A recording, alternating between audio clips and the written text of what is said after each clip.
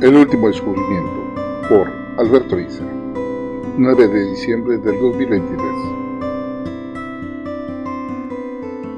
El enfrentar el Antártico no era cosa sencilla. Bien lo sabían los aventureros que tomaron como reto personal llegar al sur geográfico antes que cualquier otro.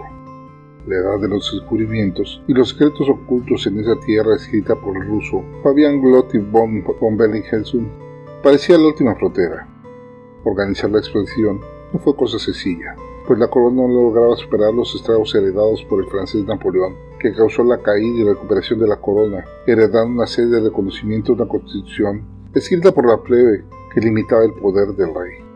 Como buenos y honrados españoles, eran conscientes de la dificultad de mantener los reinos de ultramar, sabiendo que la credibilidad es la mitad de la capacidad de gobierno, y que el rey tenía muy desgastada su imagen. Decidieron que conquistar ese continente helado podría ser la razón para volver a levantar el prestigio del rey. La empresa se integró por patriotas de manera muy discreta, solo conocida por algunos miembros de la corona, que esperarían el resultado para brindarle ese éxito tan necesario al rey. No querían ser un factor para que les achacaran un fracaso en caso de no lograrlo. La expedición partió de las islas Livingstone, ya dentro de la peligrosa franja de hielos flotantes. Todos eran conscientes, cerca fue donde se hundió el San Telmo, capitaneado por el célebre Rosendo Porlier. Previa a la partida, se hizo una misa solemne por el descanso de esos valientes que no sobrevivieron a estas heladas aguas.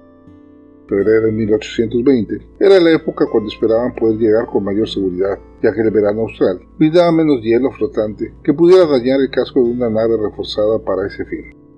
El enorme galeón contaba con un novedoso sistema de doble casco, lo cual les brindaba mayor oportunidad de vencer los obstáculos.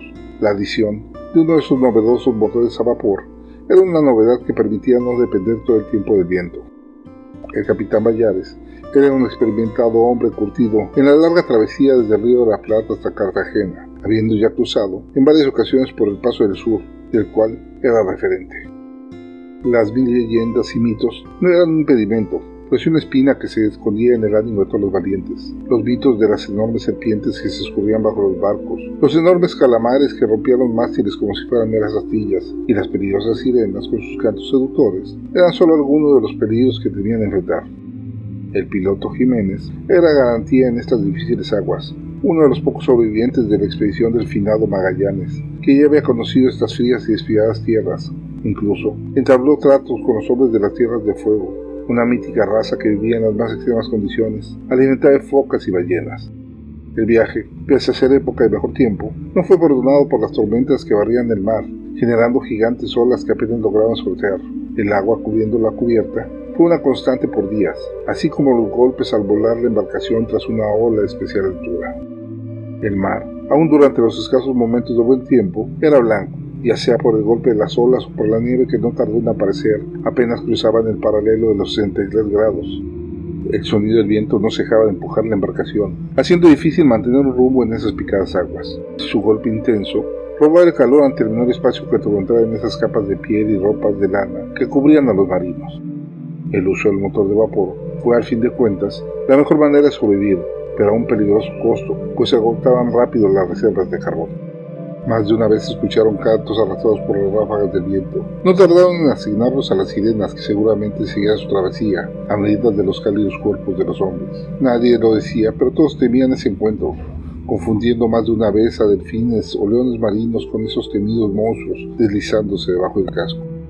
La presencia de esos animales pronto dejó en claro que se encontraban cerca de alguna tierra firme. Era imposible saber si sería una isla o un continente, probablemente el perdido continente de la Atlántida mencionado por Platón. La expectativa crecía, y con ello el nerviosismo a lo inesperado. Tras 2 meses de viaje, encontraron una isla donde guarecerse, la que aprovecharon para hacer reparaciones y cazar animales para llenar las bodegas, así como derretir hielo y rellenar los alambiques del Vitalí. Tras 2 noches de ardua labor, apareció un barco de una bandera extraña, una bandera de franjas azules y blancas con estrellas en un recuadro. El capitán apenas la vio, supo que era norteamericano. Al poco se unieron en la protegida bahía y compartieron alimentos como si fueran conocidos de toda la vida. El capitán Nathaniel Palmer comandaba una expedición para trazar una ruta segura para dar la vuelta al continente en un barco militar de características impresionantes. La tripulación, como si fueran niños, festejaron a los visitantes, dejando correr el ron y el whisky de uno y otro barco. terminaron una serie de competencias desde las deportivas hasta las vencidas, generando una sana pausa en los temores que estas tierras despertaban.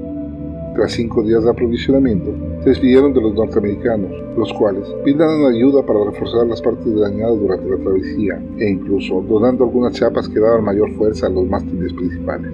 La despedida fue sentida y dejó en todo una rara hermandad que solo los que saben que el mar es una dama caprichosa podían valorar, pues nada garantizaba que las olas los volvieran a unir. Cada día era más difícil el mantener el curso tirante azul. Los enormes bloques de hielo flotando, la bruma que los obligaba a tener la nave para ser golpeadas sin poderse defender por islas de hielo que solo eran animadas por algunos burlones pájaros marinos que vivificaban sin parar. Tras 2 días de una bruma especialmente densa, la desesperación cundía en la tripulación, pues entre enormes bloques de hielo navegaban a la deriva, en espera de que no se consolidara la masa que los atrapaba sin haberlo planeado.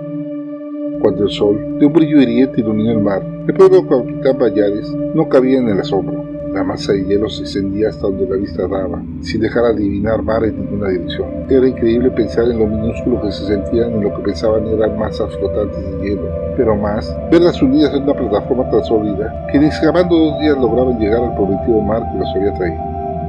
La mejora del clima, que venía asociada con un ligero calentamiento del ambiente, que pasaba de gélido a simplemente insoportable, hacía que lo que eran los bordes entre bloques se fundieran y formaran crespos horizontes llenos de montañas de hielo que llegaban a un alto igual al del propio barco en algunos puntos. El capitán no perdía la calma, sabía que el quedar varados era una situación altamente probable, contaba con los recursos para pasar un año en ese atolladero. Resignándose al inminente, se reunió con los exploradores y decidió comenzar el recorrido a pie, buscando tierras en la dirección del sur. La decena de hombres pretensieros lo mejor posible confeccionaron los trineos improvisados, que eran no más que cajas de tablas con 2 o 3 guías de madera en la parte inferior, que permitían deslizarse en la compacta nieve. Con ello, podían arrastrar lo necesario para una larga expedición usando cuerdas que permitían jalar. El capitán permanecería en el barco con el resto de los tripulantes, pero el piloto Jiménez se negaba a quedarse, así que fue nombrado guía de la expedición, cosa que garantizó al recordar a los expedicionarios que era también el cartógrafo de la expedición. El recorrido resultó especialmente difícil. La nueva superficie estaba llena de bloques de hielo que atoraban el avance de los carromatos. El tener que cargar y descargar los bultos para cruzar alguna cresta o hacer grandes rodeos para encontrar un paso hacía penoso el avance. Fue hasta el segundo día, cuando perdieron de vista el barco, que habían seguido con expectación su avance, que encontraron una superficie lisa que les permitía avanzar rápido. Al tercer día, el avance se suavizó, quedando claro que habían llegado a hielos más antiguos, alisados por los fuertes vientos. El avance permitió un ingenioso invento del piloto, que usando las propias mantas que cubrían las provisiones, improvisó unas holgadas velas que empujaban los carromatos, dejando solo la labor de la dirección a los hombres. De esta manera, el recorrido les permitió avanzar a una fantástica velocidad. El dormir entre tanto hielo era una labor difícil. Los pobres refugios que lograban apenas les daban un ligero descanso. El permanente atardecer que los guiaba era desesperante, pues ni era de día ni de noche. Todo, incluyendo el ánimo, se contaminaba un pesimismo con el que luchaban a cada paso. Después de una semana de andar, establecieron nuevamente un campamento. Los negros dedos de pies y manos, consecuencia del frío, y era un problema para varios de los viajeros. Eso mermaba los avances de manera pequeña cada día, pero eran conscientes que pronto sería difícil pensar simplemente en regresar. Tras una pausa dictada por reclamación, ya que un hombre no podía dar un paso más, descubriendo al quitar la bota que 2 dedos se quedaban pegadas a la piel interior, lo que a todos ellos llenó de miedo. El establecer un campamento llevaba a buscar nieve fresca, la cual se extraía de un agujero escarbado. El hombre asignado a la labor comenzaba el raspado de la nieve cuando se sorprendió con el duro golpe que recibió de la pala. La nieve que saltó al golpe era negra. De inmediato, llamó a los demás que sorprendidos corroboraron que la sustancia negra era tierra, una negra y dura tierra que parecía roca, pero tierra al fin de cuentas. El haber encontrado tierra era ya un éxito. Eran los primeros que llegaron a nueva tierra por debajo de la línea de los 70 grados de latitud. Con esa noticia, comenzaron a entender que la barrera blanca que se extendía desde hace días a su izquierda no eran bancos de nubes, sino una cordillera larga que los venía acompañando. Los rezos improvisados de acción de gracias no tardaron en hacerse sonar. Los cantos de alabanza y gratitud con el Creador fueron el acompañamiento para la instalación de un Cristo de 1 metro de alto en las primeras rocas de la cordillera que alcanzaron. Pese al éxito alcanzado, la dureza del recorrido y lo extenuante del clima ya habían postrado a 2 marineros que, con los pies destruidos por el frío, solo se apoyaban en los negros muñones que eran sus talones. La gangrena era eminente en otro que no lograba ya hablar con coherencia. Sabían que no podía aguantar el regreso sin algún tipo de descanso. El recorrer las laderas de esa rocosa y difícil cordillera era extenuante, sobre todo por la difícil condición de su estado físico.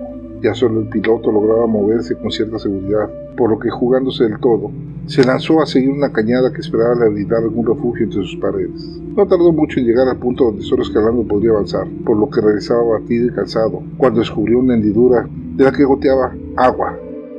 No dudó. Como venía en contrasentido, le quedó claro que le había pasado por alto. Al adentrarse unos pasos, descubrió un cálido viento que derretía la nieve colindante. Tal vez fuera por una gracia de Dios o algún complejo efecto, pero el cálido lugar era su mejor solución. Batallando, logró mover a los despojos de la expedición al refugio, adentrándose apenas lo necesario para poder aprovechar el calor que emanaban las rocas del fondo de la cueva. Tardaron 2 días en poder dejar fluir la curiosidad de explorar los alrededores, con paso tambaleante, pero repuestos por la cálida brisa, que asumía el explorador provenía de algún volcán en el interior de la montaña. Comenzaron a tantear el alargado pasillo. Cuando se internaron en el estrecho corredor, el regocijo se dejó sentir. Era carbón lo que formaba la pared. Con esa reserva podían pasar el invierno sin problema alguno. Solo requerían traer a los hombres del barco. En estas estrechas paredes podían soportar el invierno y al iniciar el deshielo, regresar a casa aprovechando la caldera. Llevaban un mes de ausencia de la embarcación. Si los cálculos del piloto eran correctos, no tardaría más de 5 días en regresar por el rodeo que dieron en su exploración. Así que se dispusieron los 3 más sanos a emprender el regreso para llevar la buena nueva. Con la esperanza renovada, partieron apenas sintieron fuerzas suficientes. Entre la experiencia navegando a viento y la claridad de la geografía local, no tardaron en regresar al punto de partida, pero un escalofrío los llenó. Algo que el piloto desde la lejanía vaticinaba. No había barco, lo debían de haber visto desde la lejanía, pero no localizaban sus mástiles. En el hielo, descubrieron un galerón improvisado con maderas de desperdicio de barco, donde los sobrevivientes esperaban resignados la muerte. Los bultos a los lados del refugio no dejaban duda de que se trataba de los tripulantes que no lograron sobrevivir. Dentro, el capitán Bayares, envuelto en ropas, los vio con una mirada que dejaba en claro el suplicio vivido. Tras iniciar la expedición, los hielos comenzaron a presionar el casco. El recubrimiento se venció al segundo día, y cuando apenas terminaban de rescatar algunas cosas, el segundo casco se resquebrajó como papel ante la presión de las masas de hielo. Todo fue un caos. Varios no lograron siquiera dejar las bodegas. Apenas algunos toneles con galletas lograron rescatar, y las telas de las velas, junto con algo de madera, es lo único que sobrevivió para improvisar un refugio. 4 marineros y el capitán era todo lo que quedaba de 20 hombres. El viaje al refugio encontrado fue penoso. Solo 2 podían caminar de los maltrechos sobrevivientes, así que arrastrar esos cuerpos fue una labor titánica, lo que se complicó al agotar sus provisiones al primer día, pues pensaban reabastecerse en el barco. El arribo a la gruta fue una bendición. 16 hombres sobrevivían de una tripulación de 80. El gusto por encontrar un espacio seguro era oscurecido por la dolorosa pérdida de tantos camaradas. Jiménez, el piloto, comenzaba a perder la paciencia ante los pocos suministros que le restaban. En el mejor de los casos, tenían para sobrevivir unos días. El imperante salía a conseguir algunos peces, o con suerte alguna foca con la que sobrevivir. La expedición de caza se preparaba a salir. Los más fuertes se enfundaban lo mejor posible para buscar un lugar con un grosor de hielo que les permitiera acceder al agua gélida al fondo. Cargados con rifles, arpones, picos y cuanto elemento les permitiera su labor, estaban ya dispuestos a salir cuando escucharon el grito de uno de los hombres que se había internado para traer carbón. Corrieron todos pensando lo peor. Cuando el hombre desaforado a señas les indicó que lo siguieran. Tratando de alcanzarlo, tropezaban en el serpenteante camino, hasta que sin saber de dónde, una luz comenzaba a llenar las negras paredes. Lo que vieron los dejó con la boca abierta, un valle de un color tan verde que resultaba ofensivo a los propios ojos. El lugar era un enorme valle, del que no alcanzaban a ver sus bordes, cubierto de una cobertura verde tropical. El calor del sitio los hacía sudar con tanta ropa puesta. Las aves cantando les auguraban alimento más que suficiente, y unas lejanas construcciones derruidas prometían civilización. En una mezcla de miedo y esperanza, no tardaron en trasladarse hasta una pequeña ensenada junto a un río que alegre borboteaba. Pronto, encontraron huevos en los nidos de los cercanos árboles y agua fresca de sobra. El lugar para algunos era una prueba de que habían muerto y se encontraban en el purgatorio en espera del juicio final. Otros cuestionaban el cómo podía existir ese sitio en un lugar tan duro, y el capitán dejaba sus sentimientos de lado concentrándose en los temas prácticos, como prevenir cualquier ataque de fiera o tribu que quisiera emboscarlos. Al cabo de un día, iniciaron la exploración de los alrededores. La abundancia de frutos desconocidos, aves exóticas y animales de diversas tallas les dejó claro que no pasarían hambre. El encuentro con una vivienda desvencijada por los años les intrigó especialmente, pues fuera de los implementos de una vida de agricultor, poco rastro encontraron de persona alguna. Ganando más confianza, fueron ampliando sus visitas al interior de ese recóndito lugar, hasta que llegaron a lo que debió ser una ciudad. El lugar estaba construido alrededor de 3 estructuras de gran envergadura, tal vez más de 50 metros de alto en sus esculpidas torres. No existían rastros de persona alguna, pero era claro que alguna civilización aquí habitó. Tras varias semanas de explorar, recuperarse y planear un plan de regreso a sus hogares, que dispusieron llenos de dudas de qué era ese paraíso, a iniciar el transporte de madera para construir una embarcación, pero por más que buscaban, la cueva por la que accedieron no aparecía. Dedicaron días que se convirtieron en meses en recorrer cada palmo del lugar, pero la ruta de escape no existía. Los altos riscos que rodeaban el valle eran imposibles de escalar. Intentarlo les costó la vida de 2 hombres. A los meses de haber agotado la esperanza de salir del lugar, se aventuraron a entrar a una de las torres. El recinto interior, aparentemente sellado, contaba con un mecanismo que encontraron por error, dejando apenas abierta una puerta del ancho de 2 hombres. Con un miedo inexplicable, se intentaron encontrar una serie de espacios abiertos a los lados de poco más de una brasa en cuadros que podían semejar a un panal. Las escaleras en caracol de sólida piedra ascendían en círculos hasta perderse de vista. Llegaban a la mitad de las escaleras cuando descubrieron el fin de la construcción. Osamentas resecas por el tiempo ocupaban cada uno de los huecos en las paredes. Los huesos, recubiertos de ropas y jirones, se continuaban todo lo alto del recorrido, algunos con cascos de origen desconocido, otras con ornamentas talladas en hueso y madera, pero todos en un silencioso reposo. Algunos por miedo, otros por verse a sí mismos en un futuro en uno de esos espacios para el reposo eterno. Pero solo el capitán y el piloto llegaron a la cúspide del lugar, una explanada que permitía ver todo el valle, donde podían comprobar que no existía salida alguna. Observaban el panorama, cuando sin darse cuenta, de alguna forma que no pueden explicar, dentro de sus mentes comenzaron a escuchar una voz. Ser de un futuro distante. Has llegado al recinto sagrado de Dakar, nuestro mausoleo final. Somos los hijos de eones de desarrollo, seres que nos sentimos dueños por mandato divino del universo, al que explotamos de 1000 maneras, acabando con mundos enteros de vida, creando seres aberrantes, solo por el placer de sabernos superiores. Hoy somos el último puñado de nuestra estirpe.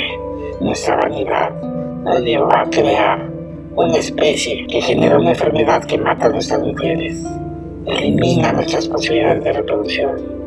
Pese a nuestra gran tecnología, se ha suspendido nuestra posibilidad de perpetuarnos. Es como si un castigo divino cayera por nuestra petulencia. Los pocos hombres que logramos sobrevivir la pandemia nos refugiamos en esta arca, construida tal y como ordenó el divino a nuestro pueblo. Sabemos que no existiremos más, por lo que aceptamos nuestras culpas y destino. Si tú encontraste el paso dimensional para tomar ese camino, ¡arrepiéntete! El ser superior te ha destinado a una dulce muerte. Bienvenido a poblar nuestros sepulcros. Abrumados del descubrimiento, la tripulación silenciosa se agolpaba en una amargura que no necesitaba describirse. Alrededor de una fogata, en la que se notaba era la plaza principal de esa desconocida civilización, el piloto finalmente se animó a hablar. La vida es una travesía por un mar ignoto, que siempre hemos sabido vencer a nuestro esfuerzo. Hoy hemos descubierto el dique, donde viajeros de otros tiempos se encontraron el reposo final. Alabemos al Señor, que nos ha dejado ya listo nuestro último refugio en esta tormenta de desventuras, que en busca de la gloria hemos encontrado. El silencio profundo que llenó a todos los barbudos rostros fue nuevamente interrumpido por la profunda voz del capitán. El Señor dispuso que la tragedia nos condujera a este sitio de extraño origen y más extraños habitantes distantes en el tiempo. La gloria de nuestro reino, aunque conseguida, ahora no será sabida más que por el Altísimo. Queridos colegas, el destino nos jugó una cruel broma, y al salvarnos de una muerte en el gélido hielo, nos brindó una muerte más lenta y tal vez más dura, pues ahora encontraremos el fin de nuestros días en la inevitable enfermedad que viene siempre de la mano de la vida, la vejez. Hemos sobrevivido solo para agradecer al Señor y pedir que nos lleve a su gloria, pues hemos caído en una bella trampa de la que nunca podremos escapar. Grabado en Gaku Guitarro el 9 de diciembre del 2023.